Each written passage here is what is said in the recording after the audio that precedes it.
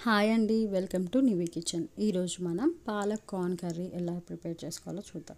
First oil కానీ గీ కానీ వేసిన తర్వాత జీలకర్ర వేసి తర్వాత ఆనియన్ వేసిన తర్వాత పచ్చిమిర్చి, అల్లం, కొత్తిమీర, పుదీనా ఇవన్నీ వేసుకోవాలి.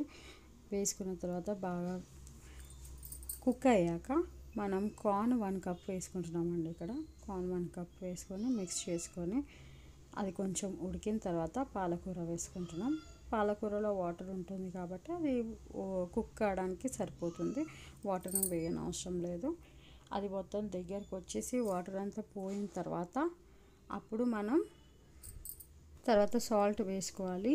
దాని తర్వాత అది బాగా కుక్ అయ్యాక వాటర్ అన్నీ పోయిన తర్వాత అప్పుడు మనకి పాలక్ కార్న్ కర్రీ రెడీ అయినట్టండి. ఇది దోశలో కానీ చపాతీలో కానీ బాగుంటుంది, రైస్ కంటేను.